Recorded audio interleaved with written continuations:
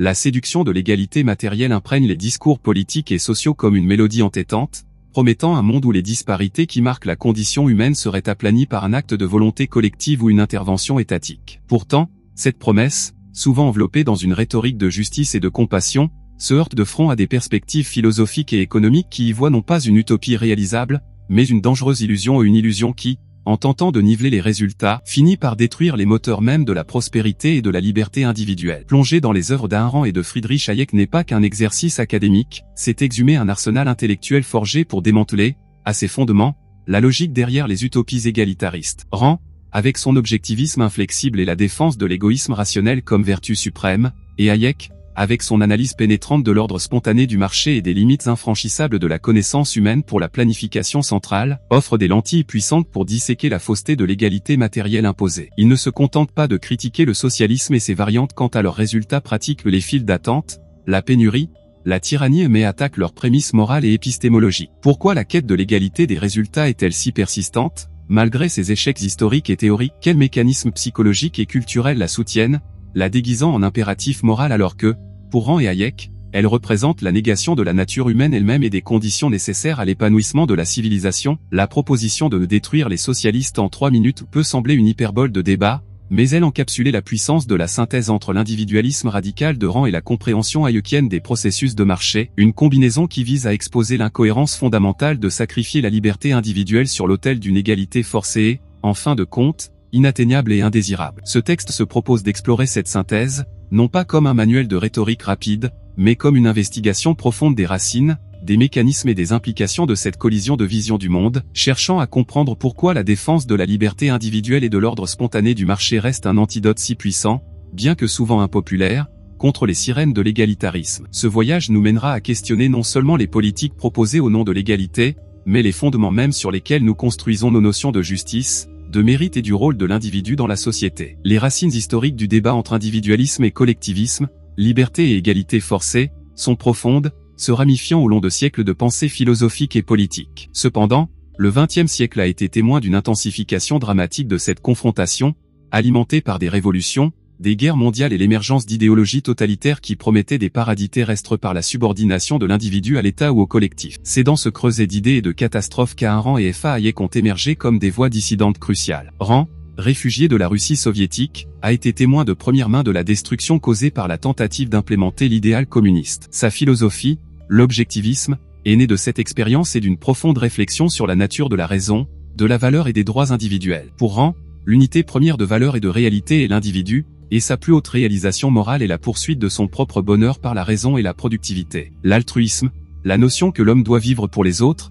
était, pour elle, la racine de tout mal politique, la justification du sacrifice de l'individu capable au profit de l'incapable, du productif au profit du nécessiteux, culminant dans la tyrannie collectiviste. Hayek, quant à lui, membre éminent de l'école autrichienne d'économie, a concentré sa critique sur l'arrogance fatale des planificateurs centraux, la croyance que l'esprit humain pourrait agréger et traiter la vaste et dispersée connaissance nécessaire pour organiser la société de manière plus efficace et juste que l'ordre spontané généré par les interactions volontaires de millions d'individus sur le marché. Dans des œuvres comme La route de la servitude, Hayek a soutenu que la recherche du contrôle économique centralisé, même motivée par des idéaux nobles comme l'égalité, mènerait inévitablement à la suppression des libertés individuelles et à la tyrannie politique. L'évolution de la pensée socialiste, depuis ses origines utopiques jusqu'à ses incarnations marxistes et social-démocrates, a toujours porté en son sein la primauté du collectif et la nécessité de niveler les conditions matérielles, souvent par la redistribution coercitive de la richesse et le contrôle étatique des moyens de production. Rand et Hayek, bien qu'avec des emphases et des arguments distincts, Rand se concentrant sur la moralité de l'égoïsme rationnel et les droits individuels inviolables,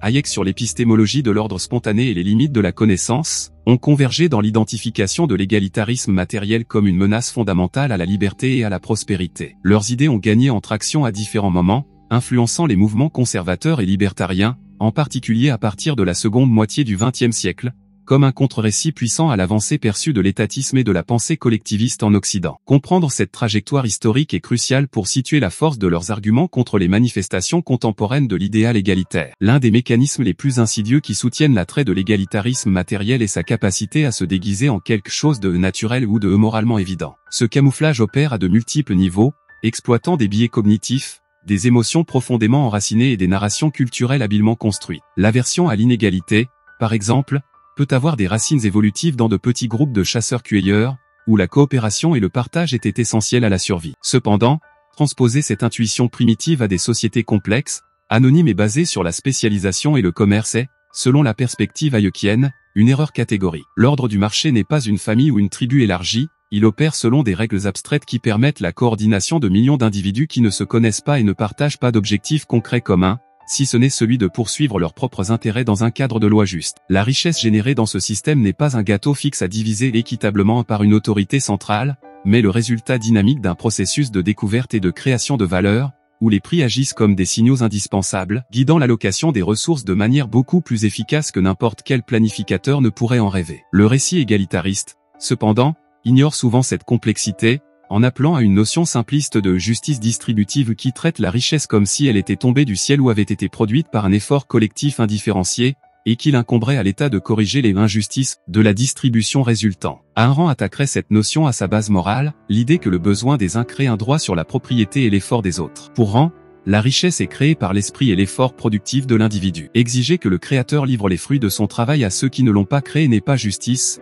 mais expropriation, une violation du droit fondamental à la propriété, qui est, en dernière analyse, le droit à la vie elle-même et aux moyens de la soutenir. L'égalitarisme se déguise en compassion, mais, dans la vision objectiviste, ce sont l'envie et le ressentiment qui souvent l'alimentent, l'incapacité de célébrer le succès d'autrui et le désir de niveler par le bas, sacrifiant l'excellence au nom d'une uniformité médiocre. Le langage même utilisé au fossé entre riches et pauvres, justice sociale, privilège est chargé de présupposés qui présentent l'inégalité comme intrinsèquement problématique et injuste, obscurcissant les différences individuelles en talent, effort, risques assumés et chances, qui mènent inévitablement à des résultats distincts dans une société libre. Démasquer cette naturalisation de l'égalitarisme exige d'exposer ses prémices morales fallacieuses, la primauté du besoin sur le mérite, dans la vision de Rand, et ses failles épistémologiques, l'ignorance de la manière dont la richesse est créée et dont l'ordre social complexe fonctionne, dans la vision de Hayek. Il s'agit de montrer que l'inégalité des résultats, au sein d'un système de règles justes et de liberté individuelle, n'est pas une aberration à corriger, mais une conséquence naturelle et même souhaitable de la diversité humaine et du dynamisme économique. La quête incessante de l'égalité matérielle, spécialement lorsqu'elle est poursuivie par l'intervention étatique coercitive, exerce un impact profondément corrosif sur l'autonomie individuelle et collective, bien que paradoxalement elle se présente comme un chemin vers la libération des masses. Arendt voyait cette dynamique de manière limpide, en plaçant les besoins, ou les désirs, des uns comme un droit à être garanti par l'effort des autres, l'État se transforme en un instrument de spoliation légalisé. L'individu productif cesse d'être une fin en soi, avec le droit aux fruits de son travail, pour devenir un moyen pour les fins d'autrui, une ressource à exploiter au nom du bien commun ou de la justice sociale. Cette inversion morale mine la base même de l'estime de soi et de la motivation individuelle. Pourquoi lutter, innover, prendre des risques, si le succès est pénalisé et les fruits de l'effort redistribués obligatoirement? L'autonomie individuelle, entendue comme la capacité de diriger sa propre vie selon ses propres valeurs et jugements, est directement attaquée. La dépendance à l'État, que ce soit pour recevoir des avantages ou pour se conformer à des réglementations complexes, croît, tandis que la sphère de décision et de responsabilité personnelle rétrécit. Hayek complète cette analyse en se concentrant sur les conséquences non intentionnelles de l'intervention et de la planification centrale. La tentative d'égaliser les résultats exige un contrôle croissant sur la vie économique et, par extension, sur toutes les sphères de la vie. Pour redistribuer la richesse, l'État doit d'abord la définir, la mesurer et la contrôler. Pour garantir des emplois pour tous ou des salaires justes, il doit intervenir dans les décisions d'embauche, les prix, la production. Chaque pas dans cette direction, argumente Hayek dans La route de la servitude, restreint la liberté de choix individuels où travailler, quoi acheter, comment investir, quoi produire. L'autonomie est érodée non seulement par l'expropriation directe, mais par la substitution des décisions individuelles et de la coordination spontanée du marché par des décrets bureaucratiques. Collectivement, la société perd également son autonomie. La diversité des expériences et des modes de vie, qui fleurit dans la liberté, est remplacée par l'uniformité imposée par le planificateur. La capacité de la société à s'adapter et à innover, qui dépend de la liberté individuelle et de la concurrence sur le marché des idées et des biens, est étouffée. La connaissance dispersée que Hayek soulignait en cesse d'être utilisée efficacement, car les signaux de prix sont distordus ou ignorés, et les décisions sont centralisées entre des mains qui ne possèdent pas, et ne peuvent pas posséder, l'information nécessaire. Le résultat paradoxal est que la recherche de la sécurité et de l'égalité matérielle par le contrôle étatique mène à une société moins prospère, moins dynamique et, fondamentalement, moins libre. L'autonomie individuelle est sacrifiée sur l'autel d'une sécurité illusoire et d'une égalité qui ne peut être atteinte qu'en nivelant tout le monde vers la médiocrité ou la servitude. La véritable autonomie, pour Rand et Hayek, réside dans la liberté de poursuivre ses propres objectifs, d'assumer la responsabilité de ses propres choix et d'interagir volontairement avec les autres, sous l'égide de lois qui protègent les droits individuels, y compris le droit de propriété. Démanteler les effets de l'égalitarisme matériel et réaffirmer les principes de la liberté individuelle et de l'ordre spontané requiert des stratégies multifacettes, qui vont au-delà de la simple critique théorique et pénètrent le champ de la persuasion morale, de l'éducation et de la réforme institutionnelle. La première ligne d'attaque,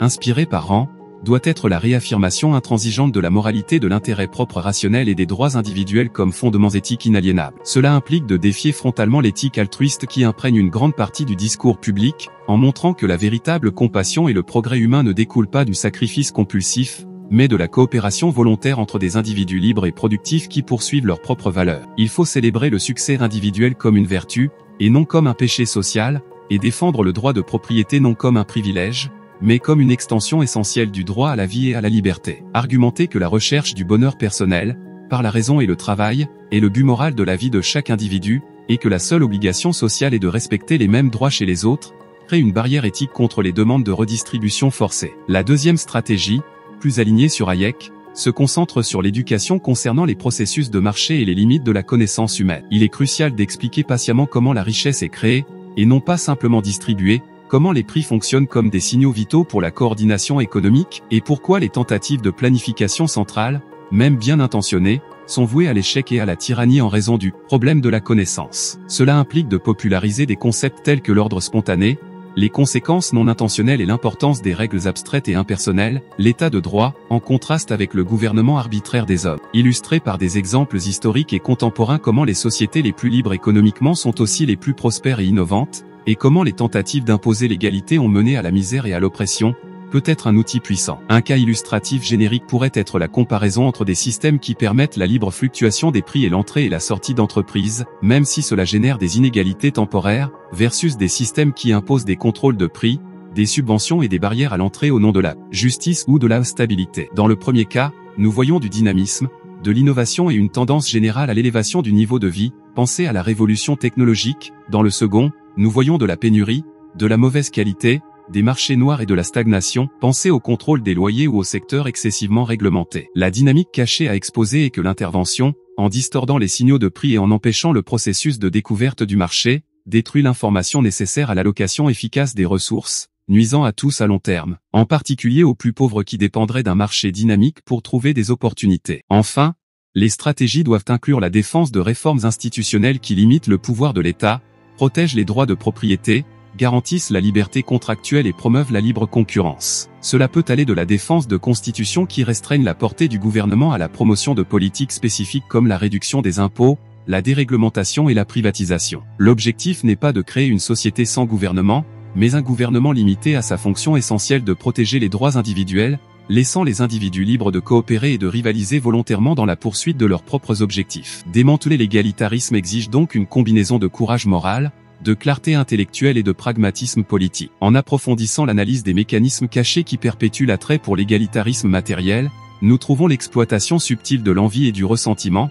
sentiments humains universels qui, lorsqu'ils sont politisés, deviennent des combustibles puissants pour la démagogie. Le récit égalitariste présente souvent la richesse non comme le résultat de la création de valeur, mais comme une extraction ou une exploitation. Le succès des uns est présenté comme la cause directe de l'échec ou de la difficulté des autres, alimentant la perception d'un jeu à somme nulle où le gain de quelqu'un implique nécessairement la perte d'autrui. Cette vision ignore la nature fondamentale de l'économie de marché libre, qui est un jeu à somme positive, où les échanges volontaires bénéficient aux deux parties et où l'innovation crée une nouvelle richesse qui n'existait pas auparavant. Pensons au développement d'un nouveau médicament ou d'une technologie, l'inventeur et l'investisseur peuvent s'enrichir énormément, mais des millions de personnes bénéficient également du produit, que ce soit par l'amélioration de la santé, de la productivité ou de l'accès à l'information. La richesse générée n'a été prise à personne, elle a été créée. Cependant, la rhétorique qui se concentre sur la disparité et le fossé obscurcit cette création de valeur, dirigeant l'attention vers la différence de résultats et insinuant l'injustice. À un rang identifié l'envie comme la haine du bien pour être le bien. Il ne s'agit pas du désir de posséder ce que l'autre a, mais du désir que l'autre ne l'ait pas. L'égalitarisme, en promettant de niveler les conditions, offre une justification morale à ce sentiment destructeur, le masquant en quête de justice. Le mécanisme opère en exploitant un biais cognitif, la difficulté à visualiser les processus complexes et souvent invisibles de la création de richesse, et la facilité à se concentrer sur les différences de résultats visibles et tangibles. Il est plus facile de pointer du doigt le manoir du milliardaire et de réclamer une redistribution que de comprendre le réseau d'innovation, de risques, d'investissement et d'emploi qui peuvent être associés à sa fortune. La dynamique cachée est la transformation de l'envie personnelle en programme politique. Les politiciens et les idéologues perçoivent qu'il est efficace de mobiliser le soutien en faisant appel au ressentiment contre les riches ou les privilégiés, en particulier en période de difficultés économiques ou de changement social. La promesse de prendre aux riches pour donner aux pauvres simplifie des problèmes complexes et offre un bouc émissaire commode, détournant l'attention des échecs gouvernementaux, des problèmes structurels ou de la responsabilité individuelle. Un cas illustratif générique est la manière dont le débat sur les impôts progressifs est souvent mené. Au lieu d'une discussion sobre sur les effets des impôts sur la formation de capital,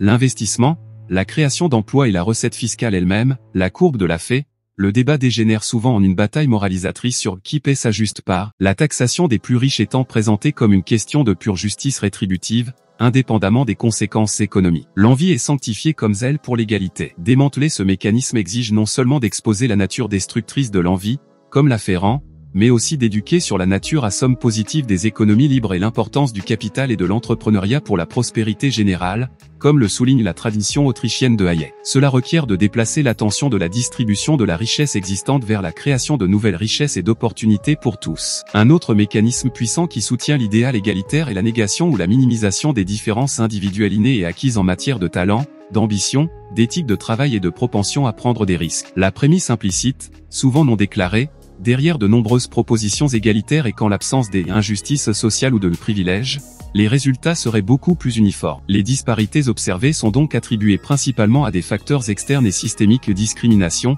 exploitation, chance inégale à la naissance et non à des différences intrinsèques entre les individus. Si tous sont fondamentalement égaux en capacité et en potentiel, ou si les différences sont socialement construites et donc remédiables par l'ingénierie sociale, alors l'inégalité des résultats ne peut être que le produit d'un système truqué. Cette vision ignore la réalité indéniable de la diversité humaine. Les gens diffèrent énormément en intelligence, en créativité, en aptitude physique, en tempérament, en intérêt, en valeur et dans l'intensité avec laquelle ils poursuivent leurs objectifs. Certains sont naturellement plus averses aux risques, d'autres recherchent les défis. Certains valorisent davantage le temps libre et la sécurité, d'autres privilégient l'accumulation de richesses ou la reconnaissance professionnelle. Certains possèdent une éthique de travail rigoureuse, d'autres sont moins disciplinés. Ces différences, interagissant avec les circonstances et la chance, que Hayek reconnaissait comme un facteur réel, mais impossible à éliminer sans détruire la liberté, produiront inévitablement une vaste gamme de résultats dans toute société qui permet un minimum de liberté individuelle. Tenter de forcer l'égalité des résultats face à cette diversité fondamentale, c'est comme essayer de faire franchir la ligne d'arrivée à tous les coureurs en même temps, indépendamment de leur vitesse, de leur entraînement ou de leurs efforts. Cela exigerait des handicaps absurdes, des interventions constantes et, en fin de compte, la suppression de ceux qui excellent. Ayn célébrait cette diversité, voyant l'esprit individuel comme la source de tout progrès et de toute valeur. La tentative de nier les différences, en particulier en matière de capacité et de vertu productive, était pour elle une manifestation de la haine du bien. Hayek, quant à lui, voyait la diversité des connaissances et des compétences comme la base même de l'ordre social complexe. C'est précisément parce que les individus sont différents et possèdent des connaissances uniques et dispersées que la coopération par le marché est si productive. Le planificateur central, en traitant les individus comme des pièces interchangeables ou en tentant d'égaliser leurs résultats, ignore cette source vitale d'information et de dynamisme. La dynamique cachée ici est l'attrait pour une explication simpliste et moralement commode de la complexité sociale. Il est plus confortable psychologiquement d'attribuer le succès d'autrui à la chance ou à l'injustice, et son propre échec à des facteurs externes, que de confronter les implications des différences individuelles et de la responsabilité personnelle. La négation des différences sert d'alibi pour éviter l'auto-évaluation et justifier l'intervention externe comme solution. Un cas illustratif peut être observé dans certains débats éducatifs, où la recherche de l'équité, égalité des résultats, conduit à des politiques qui cherchent à éliminer les programmes pour les élèves talentueux, à gonfler les notes ou à réduire la rigueur académique. Tout cela au nom de la diminution des disparités de performance. Le résultat n'est pas l'élévation de ceux qui ont des difficultés au niveau des plus capables, mais souvent un nivellement par le bas, nuisant au potentiel de tous et privant la société des talents exceptionnels qui pourraient stimuler le progrès. Défier ce mécanisme requiert le courage de reconnaître et même de célébrer la diversité humaine, y compris les différences de capacités et de résultats, tout en insistant sur l'égalité devant la loi et la protection des libertés individuelles comme le cadre approprié pour que chacun s'épanouisse en fonction de son potentiel et de ses efforts, sans imposer une norme unique de succès ou de résultat. La persistance de l'idéal égalitaire se nourrit également d'une incompréhension fondamentale de la nature et de la fonction du profit et de la propriété privée dans le processus de marché. Dans le récit socialiste et dans de nombreuses critiques populaires du capitalisme,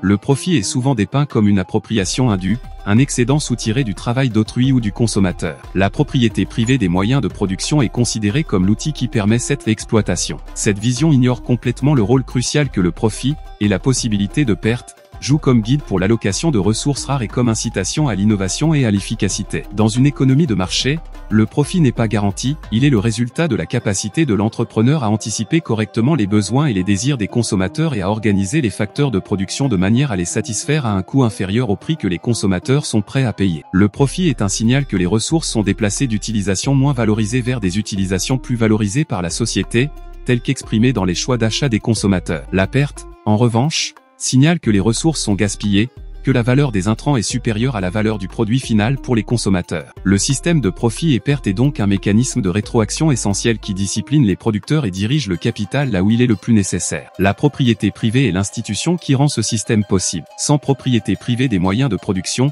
il n'y a pas de marché pour les biens d'équipement, sans marché il n'y a pas de prix véritable pour ces biens, et sans prix, le calcul économique rationnel devient impossible. C'est le cœur de l'argument de Ludwig von Mises, mentor de Hayek, sur l'impossibilité du calcul économique en socialisme. Le planificateur central socialiste, même avec les meilleures intentions et les ordinateurs les plus puissants, n'a tout simplement aucun moyen de savoir s'il utilise les ressources efficacement ou s'il les gaspille. La critique de Rand complète cette vision économique par une perspective morale. La propriété privée n'est pas seulement efficace, elle est juste. C'est la reconnaissance du droit de l'individu au fruit de son propre effort et de sa propre pensée. Attaquer le profit et la propriété privée, c'est attaquer la capacité même de l'individu à créer de la valeur et à subvenir à ses besoins. La dynamique cachée derrière la diabolisation du profit et de la propriété est l'incapacité de voir l'économie comme un processus dynamique de création et de découverte, et non comme une allocation statique de ressources existantes. C'est l'échec à comprendre que le capitaliste ou l'entrepreneur n'exploite pas simplement le travail, mais remplit des fonctions cruciales, épargner et investir du capital, en différant sa propre consommation,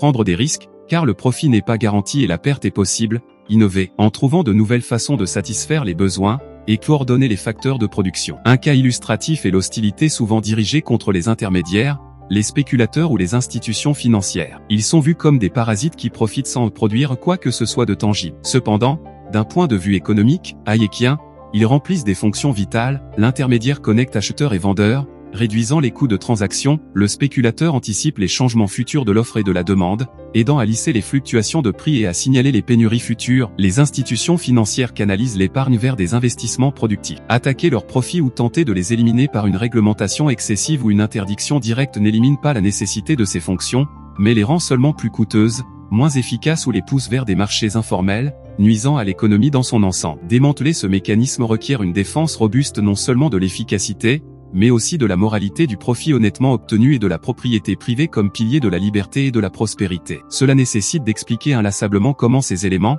loin d'être des outils d'exploitation, sont indispensables à la coordination d'une société complexe et à l'amélioration continue du bien-être humain. Un quatrième mécanisme caché, peut-être le plus dangereux en raison de ses implications politiques, est l'arrogance épistémologique qui sous-tend la croyance en la capacité de l'État à remodeler la société et à égaliser les résultats. Hayek appelait cela le constructivisme rationaliste ou synoptique, l'illusion que la raison humaine peut pleinement comprendre la complexité sociale et planifier son avenir de haut en bas. Le partisan de l'égalité matérielle imposée par l'État suppose, implicitement ou explicitement, qu'il possède la connaissance nécessaire pour 1. Définir ce qui constitue une distribution juste des ressources, un concept intrinsèquement subjectif et contestable. 2. Mesurer avec précision les possessions et les besoins de millions d'individus. 3. Comprendre toutes les interconnexions et les conséquences à long terme de ces interventions redistributives. Et 4. Mettre en œuvre ces interventions de manière efficace et impartiale, sans créer de nouvelles formes d'injustice ou de corruption. Hayek a soutenu vigoureusement que ce type de connaissance est fondamentalement inatteignable. La connaissance pertinente pour l'ordre social n'est concentrée dans aucun esprit ni aucun comité,